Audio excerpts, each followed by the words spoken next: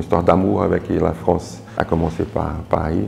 L'histoire de Paris, ça représente pour moi mon histoire aussi.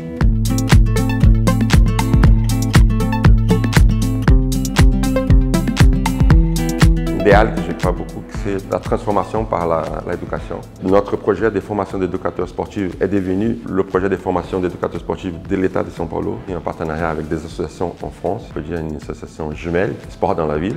On a des jeunes qui sortent des favelas, qui viennent ici, qui passent 3 à 4 semaines.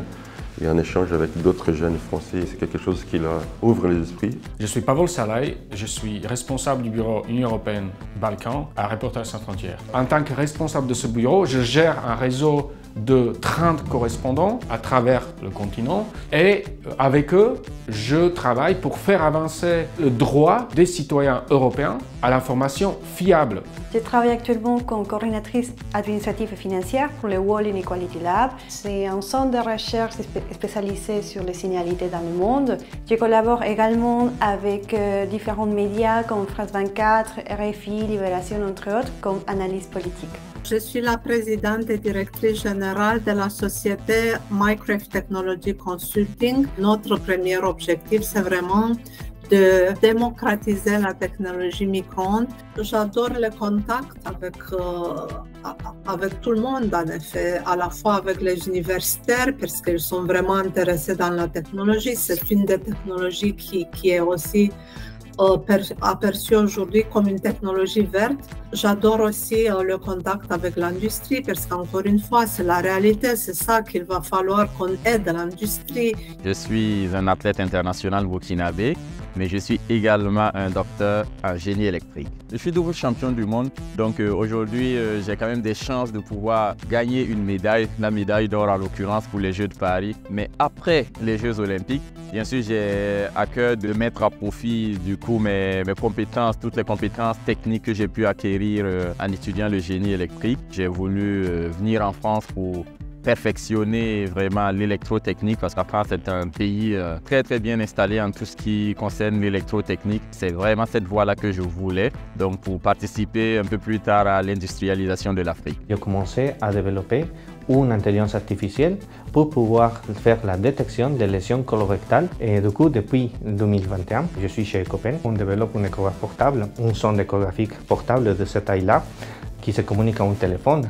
Et surtout, notre objectif, c'est développer un échographe accessible à tout le monde et surtout abordable pour que n'importe quel médecin, n'importe quel étudiant puisse acheter un échographe et faire de l'orientation du diagnostic avec. Les études que j'ai faites en France ont été très importantes pour moi parce que d'une partie, mes études scientifiques m'ont permis d'avoir tout un background technique scientifique derrière, avoir la méthodologie de pouvoir designer, pouvoir développer une certaine solution autour d'un dispositif médical. Et mes études faites autour du monde entrepreneurial, autour de l'économie, marketing et autour de la création d'entreprises m'ont permis de monter une structure et pouvoir les développer et surtout l'accompagner à des différentes étapes de maturation. Dans le MBA, j'ai découvert, comme je dis, d'autres possibilités de moi-même, d'autres capacités que j'avais.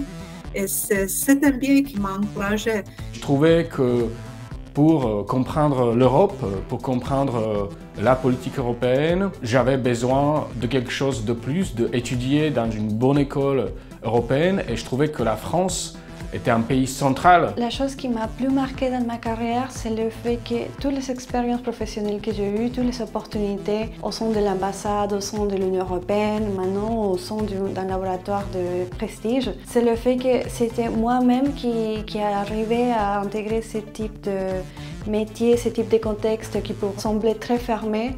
Mais c'était vraiment grâce à ma formation ici en France. Je savais que c'était l'endroit où je pouvais vraiment me former pour réaliser mes rêves, mes projets professionnels.